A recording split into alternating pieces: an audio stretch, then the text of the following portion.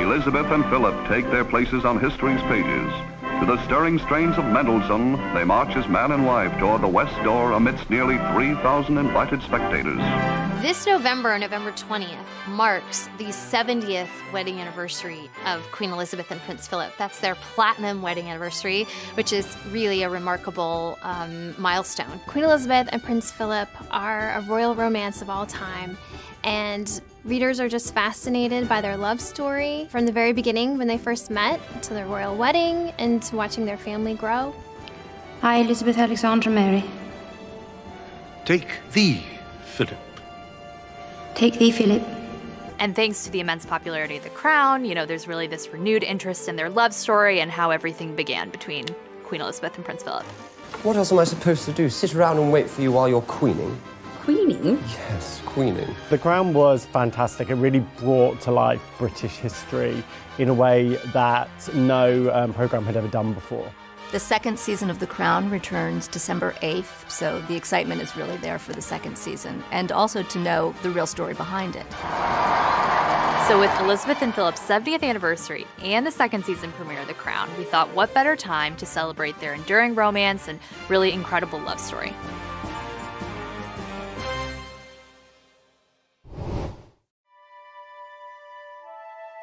I have seen firsthand what it is like for a royal family to be overthrown because they're out of step with the people. I left Greece in an orange crate. My father would have been killed. My grandfather was. I'm just trying to protect you. The future Prince Philip, Duke of Edinburgh, was born in 1921 in Corfu, Greece. The newborn noble was nephew to the reigning Greek king, Constantine I. Philip is a royal in his own right, well before he ever met and fell in love with Elizabeth. He is actually from the Danish royal family. Danish by birth, his grandfather became a Greek king in the 19th century. Prince Philip's ancestral background is a little confusing, like many European royals of that time. His grandfather was a Danish prince who was installed into the Greek throne in the late 19th century. So Philip has Danish blood, but he's Greek-born. Philip was actually forced to leave Greece when he was 1 year old. Philip left his homeland of Greece under pretty terrible circumstances. There was a military coup. His uncle, King Constantine, was ousted as the monarch, and Philip ended up having to be smuggled out of the country in an orange crate. He was forced to go and live with relatives in Britain. Philip received a very prestigious British education. He went to private boarding schools at Cheam and Gordeston. He joined the Royal Navy at 18, and he was actually the top cadet in his class, which was impressive. He was under the tutelage of his very close uncle, Dickie Mountbatten. Philip's real father lived in Monte Carlo and died when Philip was in his early 20s. Because Prince Philip didn't really grow up around his father, Lord Mountbatten became a really important father figure in his life. Are you sure you wouldn't have preferred one of those, someone with a grand title, rather than a homeless Charlie Crown? No. Oh. In The Crown, Philip is portrayed by Matt Smith. The 35-year-old actor is best known for playing the title role in the hit BBC series Doctor Who. Well then, no time to lose. I'm the Doctor. Do everything I tell you, don't ask stupid questions, and don't wander off. When I first found out that Matt Smith was playing Philip, I found it quite strange, and I was scratching my head because you always imagine Philip as he is now as an older gentleman, and Matt Smith is quite a hot actor. And then when you saw him on screen and he played such a sizzling portrayal of him, and you look back at the photos of Philip when he was younger, and he was a very, very strikingly handsome man. And Matt really captured his physicality, but also his personality. Try and get some sleep. You too? A naval officer's stag night. Chance would be a fine thing.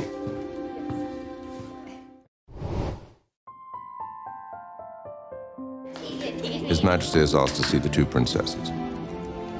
Right. Come along, girls. Lilibet. The future Queen of England was born Elizabeth Windsor on April 21st, 1926. Elizabeth's early childhood years were really blissful. So she had her younger sister Margaret as a playmate, and the two of them spent a lot of time in the countryside playing in the fields of heather and down by the babbling brooks. Her family called her Lilibet because that's what she called herself before she could say Elizabeth. So she was Princess Lilibet. She was the niece to the King of England, but she was protected from the expectation of what would lie ahead in her life. So she had a relatively normal childhood. She wasn't expected to become queen. In 1936, everything changed for Elizabeth because her grandfather George died and her uncle Edward ascended the throne. However, within a year, Edward abdicated. Edward decided to abdicate the throne in order to marry an American woman named Wallis Simpson, who was divorced. That marriage was not going to be permitted within the Church of England, and Edward decided to walk away from the throne in order to marry this woman whom he loved. Elizabeth's father, George, was Edward's younger brother and next in line. The Royal Knight of Arms read the official proclamation from the balcony of Buckingham Palace. Hail to the new King, George VI of the British Empire. King George VI ascended the throne in December 1936, making Elizabeth the heir apparent at age 10. The moment her father became king, Elizabeth's education and her life completely changed. She was then having to go to school and to be educated on the British Constitution, on royal monarchy, on royal history, and a lot of expectation and duty of what was going to become of her life. In 1939, the 13-year-old princess visited the Royal Navy College, where she was entertained by a handsome young cadet. Philip's uncle, Dickie Mountbatten, who was also a father figure to him, arranged for Philip to give a tour of the Royal Naval College to Elizabeth and her younger sister Margaret. I'm sure Dickie Mountbatten, who was known to being very shrewd and intelligent, knew exactly what he was doing when he introduced his very handsome 18-year-old nephew to the future Queen of England. It's really not hard to imagine how Elizabeth may have been swept off her feet by this incredibly dashing, future prince in the making. Even if he wasn't an official prince at that time, he had all the trappings of one. So there was a lot of charisma and magnetism around him.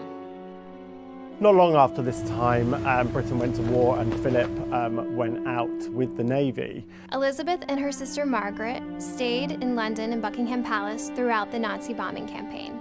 While Philip was serving overseas, Elizabeth tracked the Allies' progress with pins on a map in her room.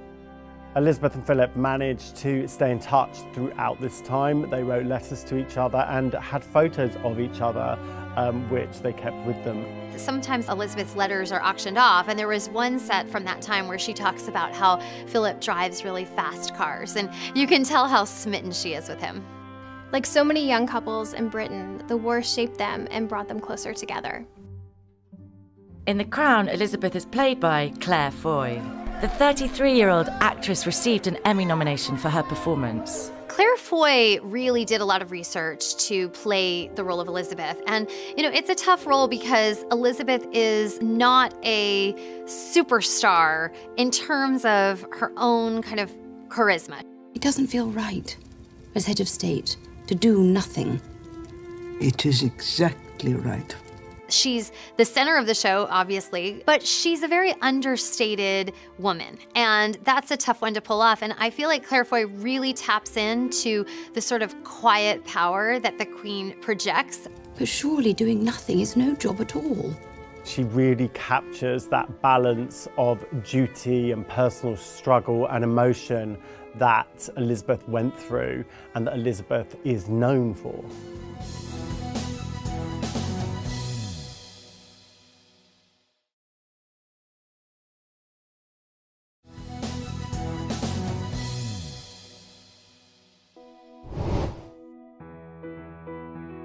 Apparently, there's a large breeding herd of elephants at Treetops, so we've got to get there early. Not too early, I hope. Don't worry. What else have you got in mind for our little holiday? Elizabeth and Philip were first introduced in 1939. By 1943, Elizabeth was the 17-year-old heir to the British throne, while Philip was a 22-year-old decorated officer in the Royal Navy. When Philip was the first lieutenant of HMS Wallace, a warship, he made this very shrewd move, which he's credited for in the history books. There was a huge attack going on, and he basically turned off all of the lights on the ship and set out some rafts outside the ship with burning debris to make it look like the ship had been attacked and everyone on the ship was dead. And it meant that the ship actually survived the attack and drifted out away from the enemy fire. The surviving soldiers have praised his heroism and his strategy over the years, and he saved a lot of lives that day.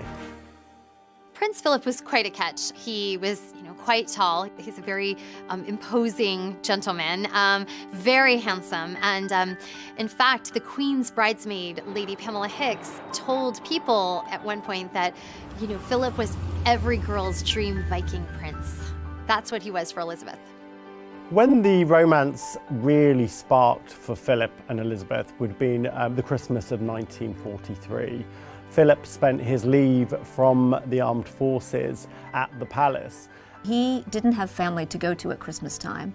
He was invited to Windsor Castle, and this is, I think, when really the romance took off. They had met before, but it was on this occasion that Elizabeth reportedly told her governess that he is the one. He was not intimidated by her, he was fascinated by her, and she was clearly smitten. In March of 1946, the war was now over, and Philip finally returned to London for good. And the place he couldn't stay away from was Buckingham Palace. And of course, the reason was that Elizabeth was there, and he wanted to see her as much as possible, and she wanted to see him. He would spend nights sneaking into Buckingham Palace around the rear entrance in his sports car. It must have been very exciting for Elizabeth and Margaret, sneaking in this handsome athletic soldier into the palace where they could have fun. It was kind of like a dorm atmosphere, I'm sure.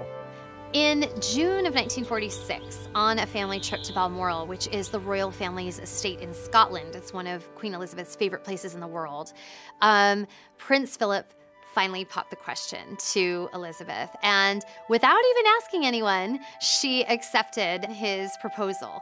This was a very subversive moment for Elizabeth. She's the future Queen of England. There's a lot of expectations and there's a lot of implications on who she chooses as her husband. And for her to do this very stridently and very believing in herself and not consulting with anybody shows how much in love Elizabeth was with Philip. This is a time when no matter who you were, if you're a young woman in that time period, you are going to ask your father's permission. You are going to make sure your family approves. And the fact that Elizabeth did not seek that approval was pretty revolutionary. When Elizabeth told her family that she was engaged to Philip, her father was very pleased with the decision, but they asked them to wait a year to announce this, to wait until Elizabeth was 21 because this was seen as a respectable age. That was a big secret to keep because this is someone who is the direct heir to the throne, who has all the world's attention focused on her. There was a lot of media interest. The public appetite to know about her personal life was huge. There were a lot of rumours in the press, but nobody knew for sure. On July 9th, 1947, the palace issued a statement announcing the engagement. That same day, Elizabeth and Philip made their first official appearance together at a royal garden party. There was a lot of reservations about Philip being the husband to the future Queen of England. He was a homeless foreigner. For starters, that wouldn't warm to the British public.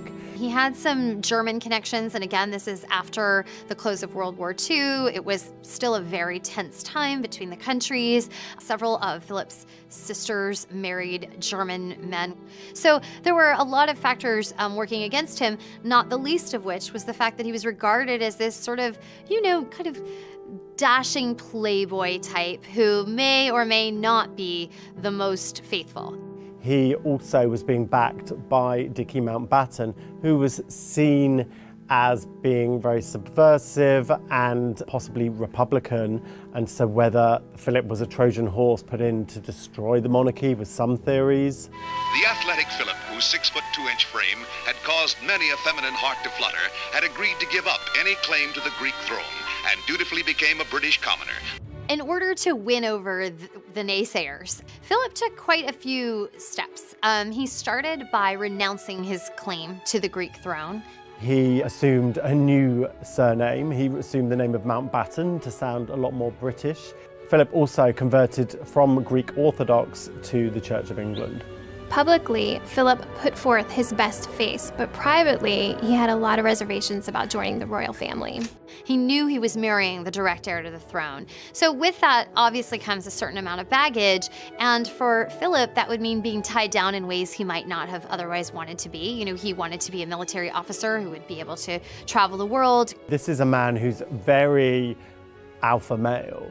He's used to getting his own way, used to being in charge of his own life. And entering into the British monarchy, he must have realised that there's going to be a certain element of control of his life that he's going to lose. So why did Philip do it?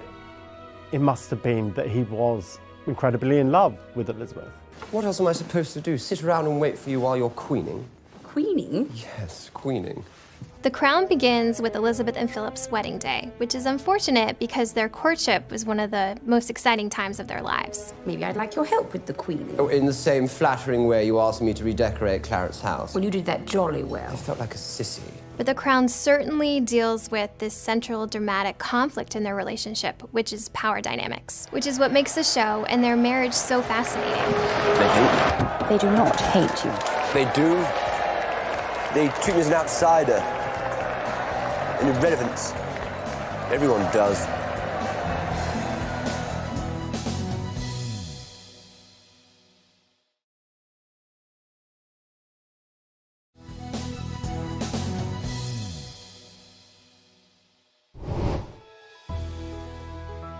It's quite a victory. There wasn't a single person supported the match, not a single ally at court or in government.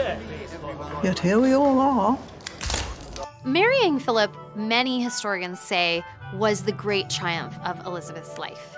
Elizabeth prevailed over doubters within her own family, within the palace, within the public, within the parliament, who felt that Philip was not a suitable match.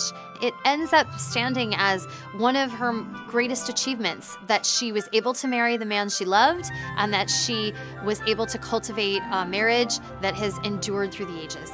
Elizabeth and Philip were married on November 20th, 1947 at Westminster Abbey. The lavish ceremony was celebrated across the country by a war-weary public. England was still in a pretty major post-war malaise period. It was a tough time. They were still rebuilding. So much of the country had been devastated, so many lives lost. And they were really looking for a bright spot and a reason to kind of start a new chapter. And certainly the wedding of Elizabeth and Philip was an opportunity to do that. And that's what the wedding really signified. This was the first time ever that a wedding like this was broadcast to the world, and 200 million people tuned in. 500,000 people lined the streets in London to get a glimpse of the big day, and 2,000 people were invited inside. This included 6 kings and 7 queens. An interesting detail from the wedding day is that Elizabeth's pearl tiara snapped just before she left Buckingham Palace. So there was actually a police escort who escorted the royal jeweler to fix it. Goes to show even royals have stress on their wedding day. But right before Elizabeth walked down the aisle, the repaired tiara was delivered to her just in time. Elizabeth's very lavish wedding dress was designed by Norman Hartnell, who was a very well-regarded British fashion designer at the time who had worked with the royal family. And he created a fairy tale gown for the then princess. It featured a sweetheart neckline, a full princess ball gown skirt, and 10,000 hand-sewn pearls. One thing that was interesting in the wedding between Elizabeth and Philip was the language. The traditional vows include the word obey, and because she was a future sovereign, the government didn't want to have her obeying anyone except for the laws of the land and not her husband. To love and cherish and obey. There's a scene in The Crown when the vows are taking place. Obey? She insisted. It was discussed. And Winston Churchill's wife asks him, "Obey, really?" And he says, yes, she insisted. Elizabeth has always been clear that in addition to being a monarch, or at that time the future monarch, she's a wife and she wanted the traditional vows. It might seem like a small detail now to us, but at the time it was a big deal to keep that word in and to have a future monarch vowing to obey her husband. This nation needs is several years of strong, steady, experienced administration. In The Crown, the role of Winston Churchill is played by John Lithgow. The 71-year-old Oscar-nominated actor won an Emmy for his outstanding performance. On The Crown, we see John Lithgow really portray the closeness between Winston Churchill, the then Prime Minister, and the then Princess Elizabeth, soon to be Queen Elizabeth. Your Majesty. It was really what every British person expected and loved about Churchill, the fiery spirit, the cantankerousness, but the warmth and duty there at the same time. It was a really impeccable job. There is no problem so complex, no crisis so grave that it cannot be satisfactorily resolved within 20 minutes. So, shall we make a start? On the balcony where kings and queens have appeared unnumbered times on great occasions, the young couple happily share the supreme day of their lives with their countrymen. For Royals fans, one of the best moments in any royal wedding is the big balcony moment. And that's something we have anticipated, certainly in modern times, for Kate and William's wedding, for Charles and Diana's wedding, but it really all started with Philip and Elizabeth's wedding. 3 generations of the royal family now appear. But it is the young bride and groom who really rule England this day. That Buckingham Palace balcony on the Mall in London, it's so grand. And seeing them walk out in her wedding splendor and her handsome prince, it created a groundswell of joy and excitement and celebration for the people of England and the United Kingdom and really all around the world. It was clear that the whole royal family were really happy in these photographs. You've got the mum who's beaming, you've got the king who's beaming. It really was an amazing celebration. What it signified in that one joyful moment was the dawn of a new era, of a new royal family that was putting on display some of the pageantry that in the past maybe had just been kept amongst themselves. It was now shared by the nation and the world.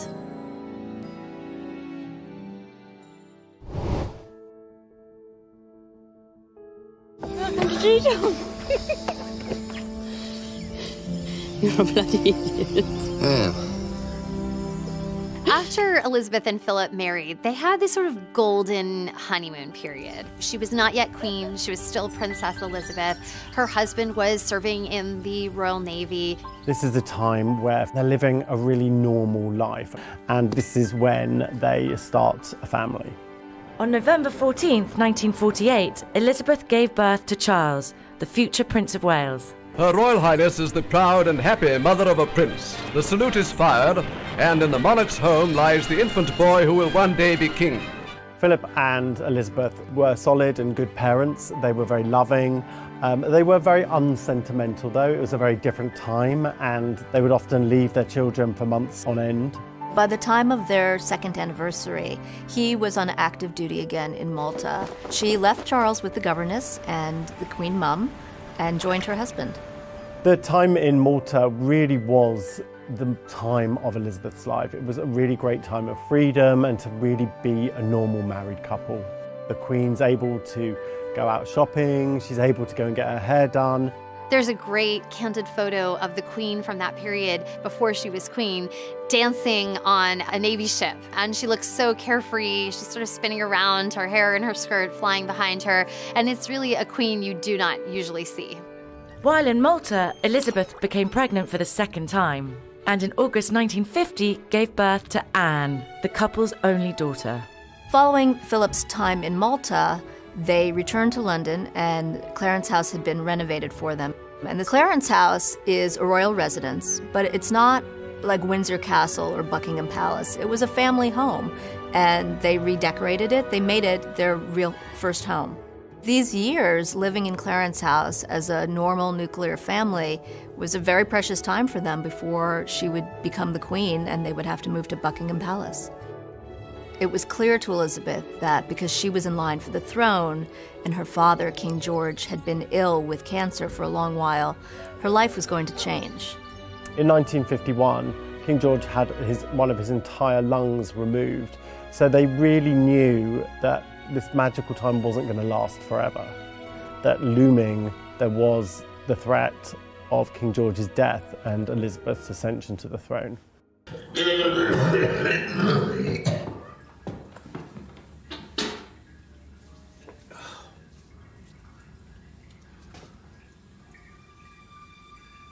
In The Crown, King George is played by Jared Harris. The 56-year-old actor is perhaps best known for his role as Lane Price on Mad Men. You and I are going to address that insult.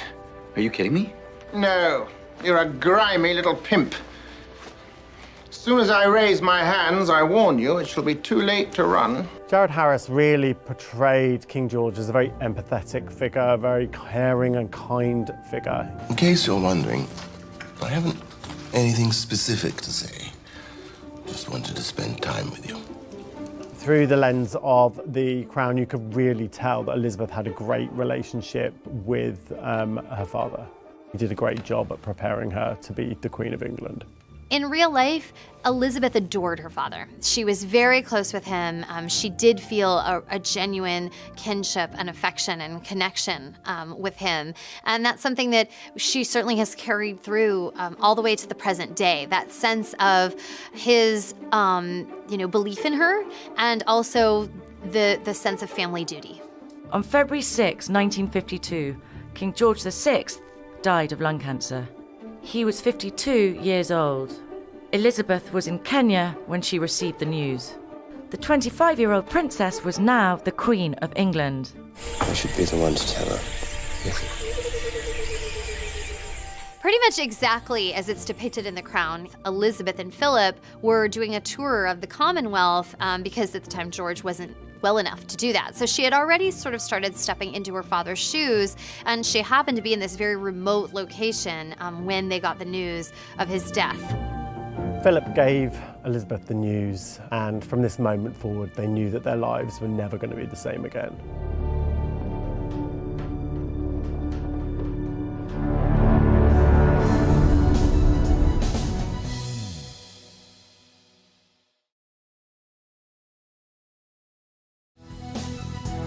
Pimp. As soon as I raise my hands, I warn you, it shall be too late to run. Jared Harris really portrayed King George as a very empathetic figure, a very kind figure. In case you're wondering, I haven't anything specific to say.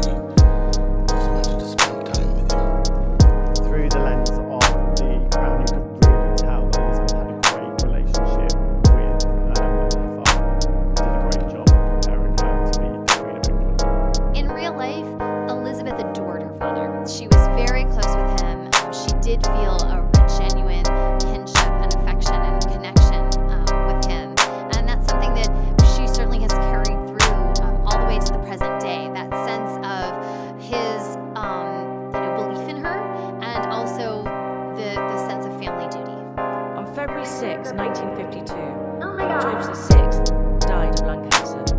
He was 52 years old. Elizabeth was in Kenya when she received the news. The 25-year-old princess was now the Queen of England. I should be the one to tell her. Pretty much exactly as it's depicted in The Crown, Elizabeth and Philip were doing a tour of the Commonwealth because at the time George wasn't well enough to do that. So she had already sort of started stepping into her father's shoes, and she happened to be in this very remote location when they got the news of his death. Philip gave Elizabeth the news, and from this moment forward, they knew that their lives were never going to be the same again.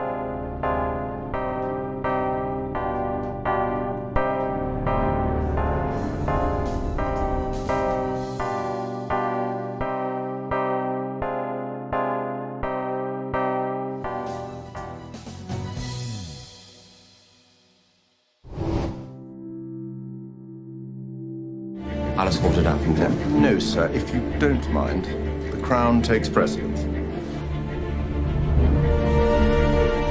In 1952, Elizabeth and Philip were in Kenya. While they were there, they got the news that King George VI had died, making her the new queen. So really, when they came home, they came back to a totally different life and totally different expectations from the life that they left. So it was really like things changed in an instant for them. Elizabeth is adjusting to a massive change, which is she is now the queen and she's a young mother on top of that. So there are a lot of competing demands and a lot of shifting power balances within the marriage between Elizabeth and Philip. There are decisions she's going to need to make as monarch that he might disagree with, that if you were a different type of couple, maybe you're going to talk it out and compromise. She's now the queen. Immediately, Elizabeth and Philip have to move from Clarence House to Buckingham Palace. And straight away, Philip is realizing that his power and his influence and his decision-making is waning, and he's losing control of aspects of his life. Clarence House. Our home? What about it? In the show, we see Philip really object to making the move from Clarence House to Buckingham Palace. We have to give it up. The home of the Sovereign of the United Kingdom is Buckingham Palace. Says who? Me. This isn't something that either Philip or Elizabeth has ever publicly discussed, but you can imagine that this was a move that would have been tough for him. This is the first proper home I've ever had. Knowing that he was going to a place that was a gigantic, drafty, not the cozy family home that maybe, they had been able to craft for themselves in Clarence House, but also really in the public eye. They'd rather we didn't keep the name. Mountbatten. Who's they? Cabinet. It's none of their business. One of the first conflicts to arise once she's made queen is what the children will be named. Philip very much wanted his children to carry the name Mountbatten, as he did. The name has to be Windsor, for stability. The Queen, acting on advice and request really from the government, had to keep the name Windsor, and they did. This was one of the biggest fights in Elizabeth and Philip's marriage. Philip was really rankled about this decision. He remarked that he was the only man in England whose children wouldn't be taking their father's name. What kind of marriage is this? What kind of family? You've taken my career from me, you've taken my home, you've taken my name. I thought we were in this together. Philip is very quickly seeing himself shoved in the background here, and he doesn't know what his role is going to be. There's no textbook study for somebody being the prince consort, and so he's struggling with being emasculated and not really knowing what he's going to have to do going forward. The Duke of Edinburgh comes to vow lifelong allegiance to his queen. On June 2nd, 1953, 16 months after the death of her father, Queen Elizabeth was officially crowned at Westminster Abbey. The coronation was televised for the first time ever, and 20 million viewers tuned in. It's the first time that a world audience has seen this kind of ceremony and gets an insight into the workings of the British monarchy. No one does coronations like the British royal family. This is a very, formal, opulent, steeped in history, extravagant ceremony that has so many layers of meaning and tradition. As the Archbishop of Canterbury confirms Elizabeth's sovereignty by placing on her head the 6-pound King Edward's crown. The pomp and pageantry of the 2.5-hour ceremony is witnessed by the Queen Mother and Prince Charles. One of the things that made Elizabeth's coronation so special is that she was so young. She was only 26 years old, and it's not often that you see such a beautiful, glamorous young woman ascend the throne the way that she did. It was pure spectacle as well as great grand tradition, kind of all coming together in this one massive event. With becoming dignity, the Queen walked from the chair of estate to a place near King Edward's chair, preparatory to the ceremony of recognition. She was certainly very poised that day, very calm, collected, as she really always is in these kinds of situations. But she rose to the occasion and fulfilled her destiny. I have in sincerity pledged myself to your service, as so many of you are pledged to mine. One of the lovely details about her coronation was in her radio address, the Queen mentions her husband. In this resolve, I have my husband to support me. He shares all my ideals and all my affection for you. It was a lovely mention for him. It's sort of, you know, if you win an Oscar, you mention your spouse, and this is that on a much grander scale. Is just another example of how she was very sensitive to share the spotlight with him when it was appropriate to do so.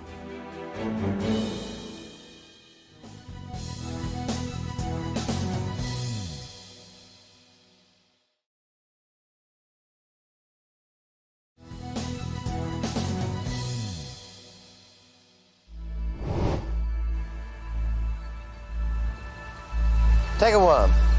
What? A worm? With your fingers, go on. They won't bite the worms, boy.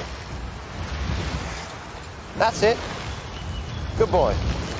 It's wriggling. Of course it's wriggling, it's a worm. It'll stop wriggling once you put it on the hook.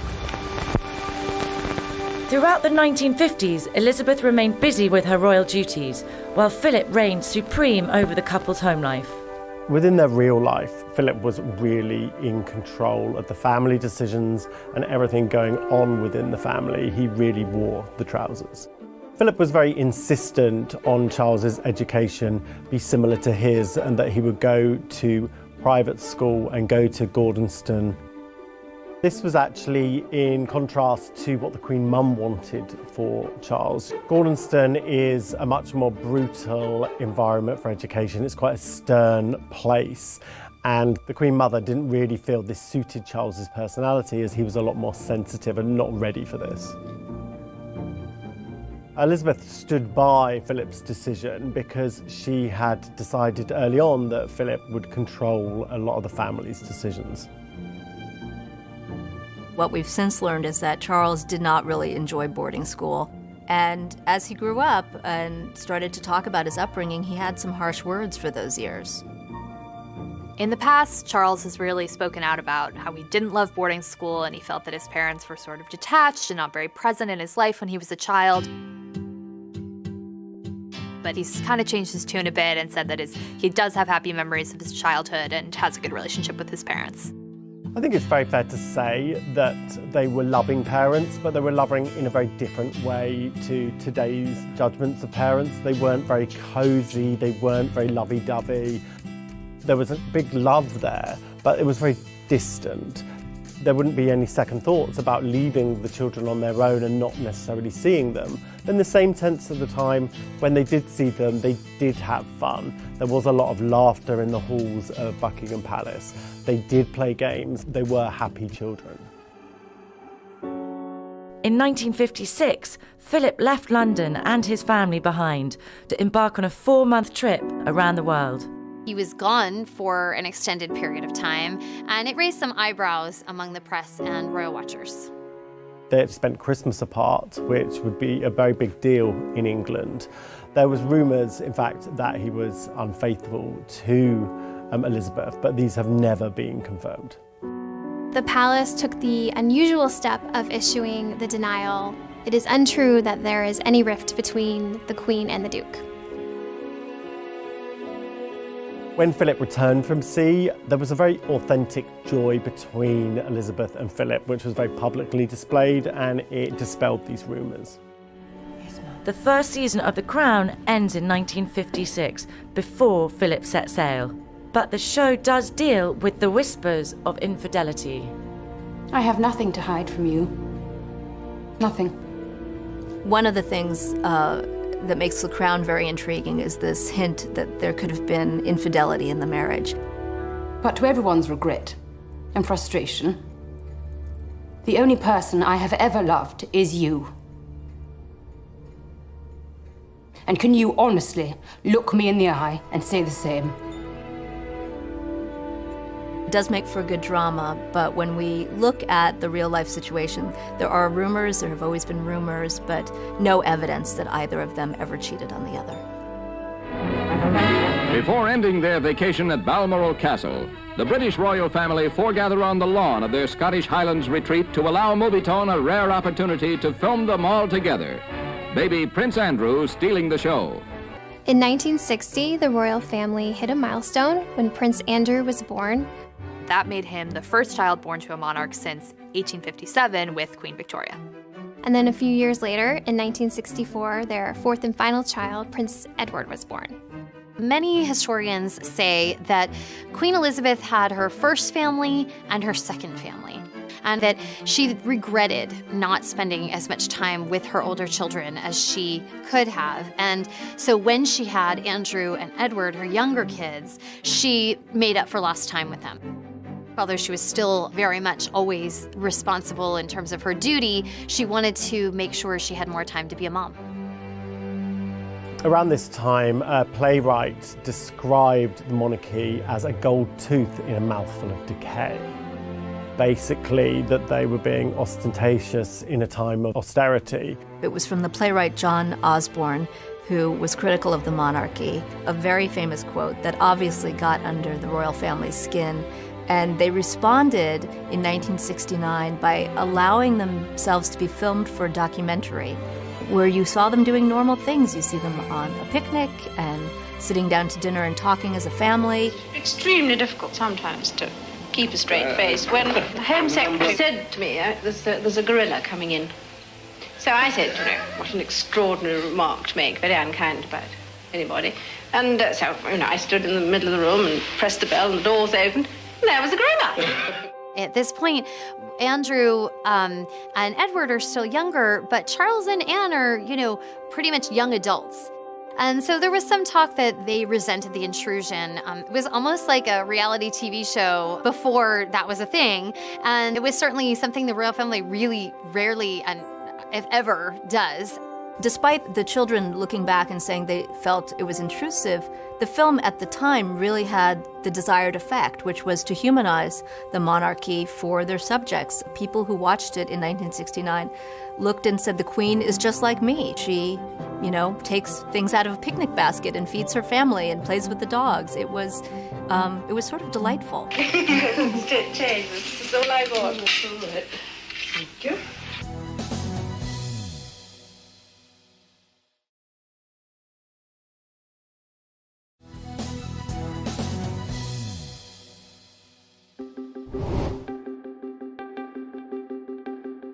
I want to thank all those in Britain and the Commonwealth who, through their loyalty and friendship, have given me strength and encouragement during these last 25 years.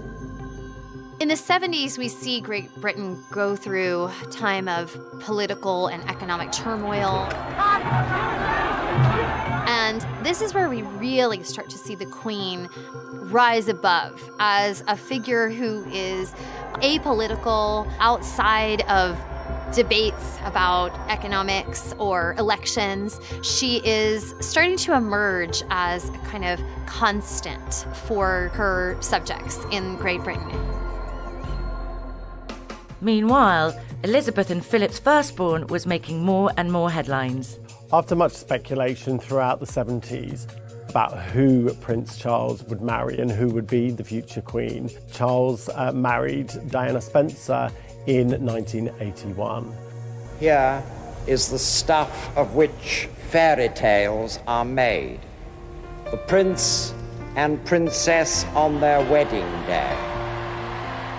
The Queen and Philip were very happy with Charles's choice of Diana, who was from an aristocratic family, who they knew very well, and she was seen as perfect material for this role.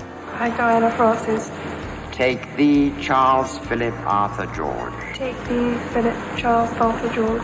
The wedding of Charles and Diana is a massive spectacle on a truly global scale. Even though the same was true at the time of Philip and Elizabeth's, things have changed. So now we have an audience of 750 million people watching it live on television. And at this point, most people have televisions in their homes. So it's really a different world. The wedding of Prince Charles and Diana in 1981 was watched by millions of people, but probably not enjoyed by anyone more than his parents, Philip and Elizabeth, who, by all accounts, spent the entire evening dancing. Then the year after Charles and Diana got married, she gave birth to their first son, Prince William, giving them the heir and, really cementing the monarchy for a future generation. And then soon after, she gave birth to Prince Harry, giving them the heir and the spare, so really even further securing the monarchy and securing the royals' family's place in history. William is someone that she takes a special interest in. He is the direct heir behind Charles, and Queen Elizabeth takes him under her wing to mentor him. As he starts to become a teenager, she brings him to Windsor Castle on Sundays, where he gets to see firsthand the job in action. He's called her, the greatest teacher.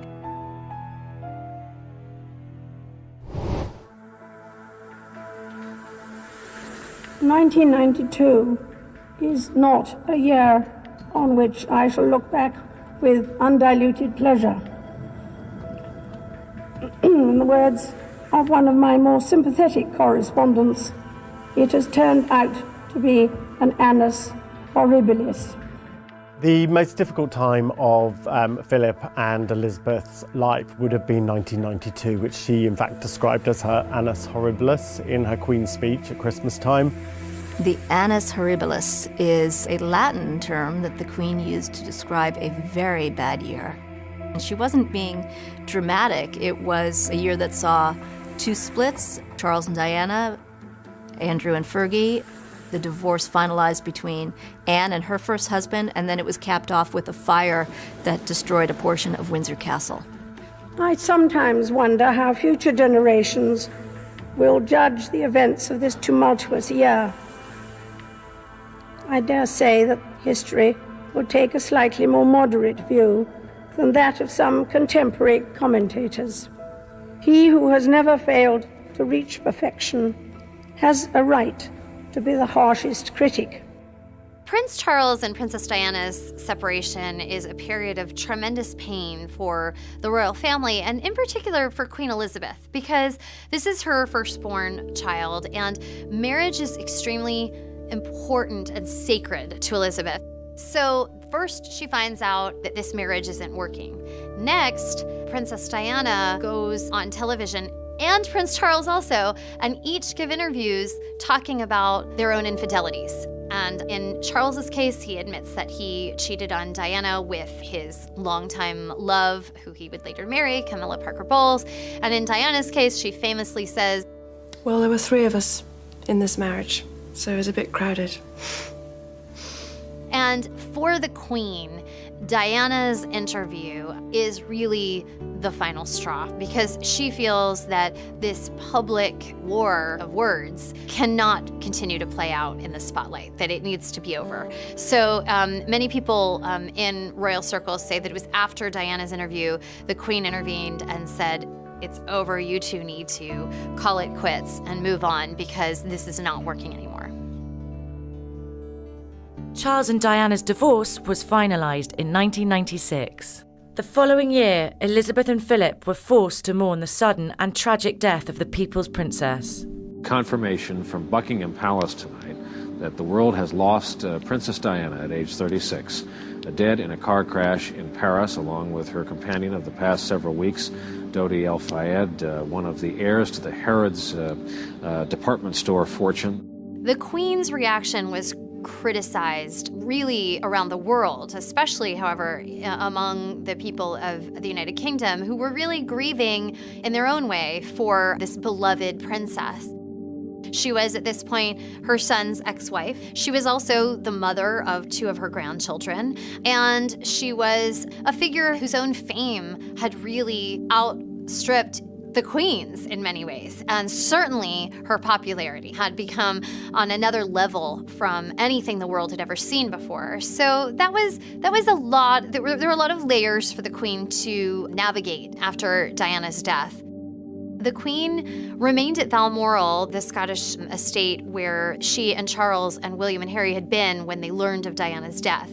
And many felt that she needed to return to London and acknowledge the tragedy. The city of London was in this sort of collective mourning and grief. And the days went by where Elizabeth was still not there, not there, not there.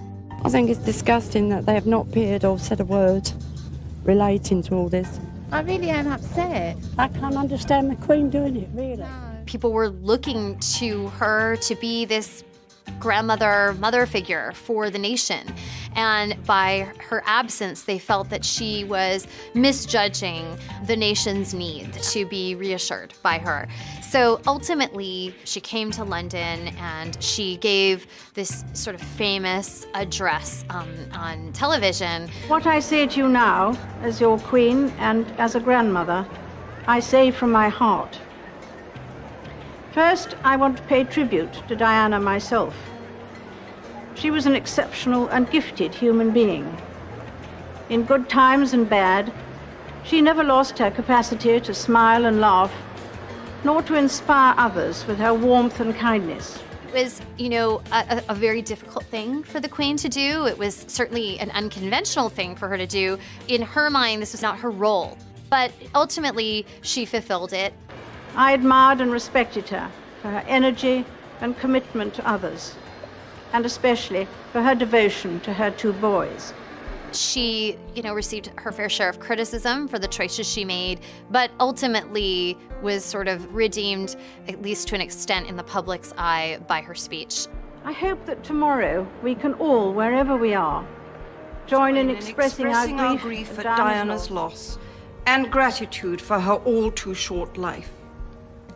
May those who died rest in peace, and may we, each and every one of us, thank God for someone who made many, many people happy.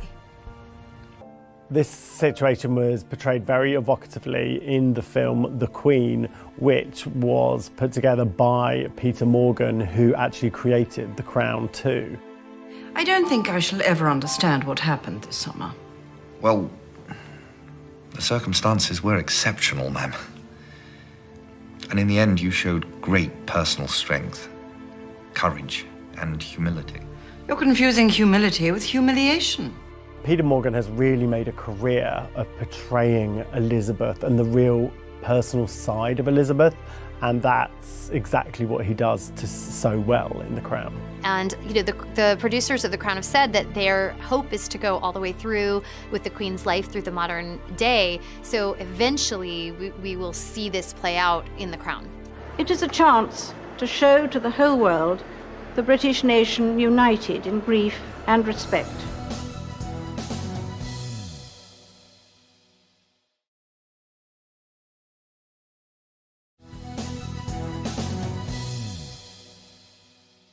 And bad, she never lost her capacity to smile and laugh, nor to inspire others with her warmth and kindness. It was, a very difficult thing for the Queen to do. It was certainly an unconventional thing for her to do. In her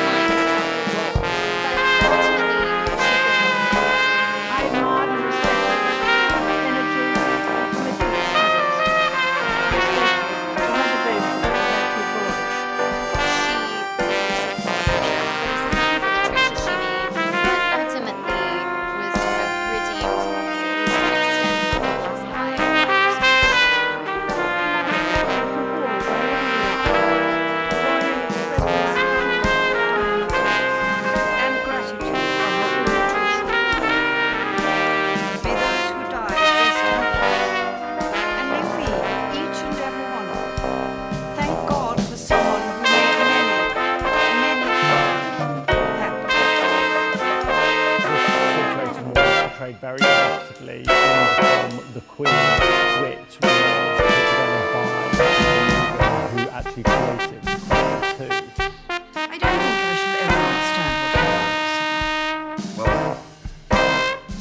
circumstances were exceptional.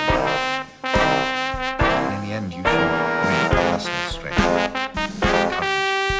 courage, and humility. You're confusing humility with humiliation.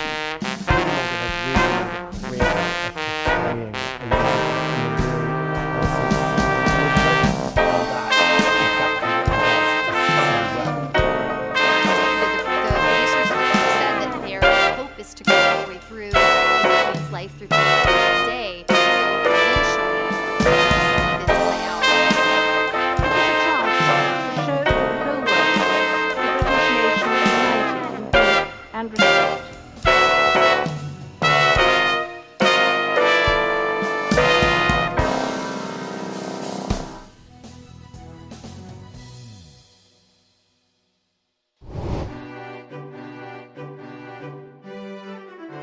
In 2011, Elizabeth and Philip celebrated the marriage of their grandson, William, the future king, to Catherine Middleton, a commoner from the village of Bucklebury. William's marriage was a pretty significant break from tradition for the royal family. This was the first time that a direct heir to the throne had married someone who is not an aristocrat, not from a noble family. In fact, Kate's parents had once worked as airline stewards, and they're self-made entrepreneurs who built a business from scratch. They got in early on e-commerce and built up a party planning business online. And so Kate is not from a family that would have historically been considered suitable for marrying into the royals. In the 70s, when Prince Charles was looking for a wife, there was very strict guidelines about who could be a princess and whether they would have to be a virgin, whether they would have to come to this particular family. And the Queen really lessened those restrictions and has advocated for Prince Harry and for Prince William just to basically follow their own hearts and to choose who they want to marry. We're watching for an engagement announcement from Prince Harry, who has been dating the American actress Meghan Markle, and she could be the next princess. There is so much about Meghan that would make her a completely different kind of royal bride should Harry propose. She's American, for starters. She's an actress. She's very independent. She has a biracial background. She's very, proud of her mixed race heritage and has spoken about that in the past. And she's divorced. So all of those factors are really something that half a century ago would have been unheard of for someone considered a candidate to marry into the royal family. The other news we're following is the pregnancy of Princess Kate with her third child. That will make for Philip and Elizabeth a sixth great-grandchild, and I'm sure they're very excited, as we all are. Happy birthday, Your Majesty.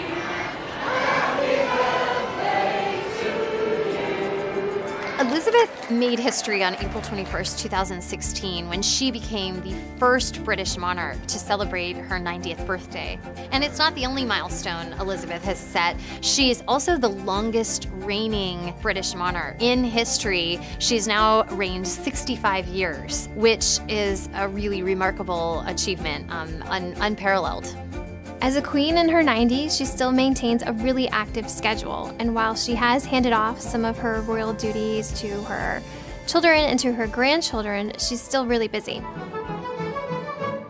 In the summer of 2016, Philip actually retired from royal duties. I'm sorry to hear you standing down. I can't stand up much. He was the longest serving consort to the monarch that has ever happened. I think he did 22,000 royal engagements, thousands of speech, and he did a lot of good. Over 70 years, their love has endured and stayed really strong, and members of their family have said that Prince Philip is really the pillar of strength that has kept Queen Elizabeth going and kept her grounded throughout her, 65-year reign. A really remarkable thing about Elizabeth's reign is that in the 65 years she's been on the throne, she and Philip too have met basically every major world leader of the 20th and into the 21st century. It's really astonishing and kind of mind-boggling when you think about it. Stalin and Truman were in power when she ascended, Nixon and the Kennedys, the Obamas, all the way through, plus, of course, all the British prime ministers. She has been a true witness to history. I am aware that I'm surrounded by people who feel that they could do the job better. Strong people with powerful characters. More natural leaders, perhaps better suited to leading from the front, making a mark. But for better or worse, the crown has landed on my head. So the big question when everybody watched The Crown was like, what does the Queen think? And it's been reported that she has watched the show, she actually loves soap operas, and that she gave her royal seal of approval and that she likes the portrayal of her and Philip's relationship.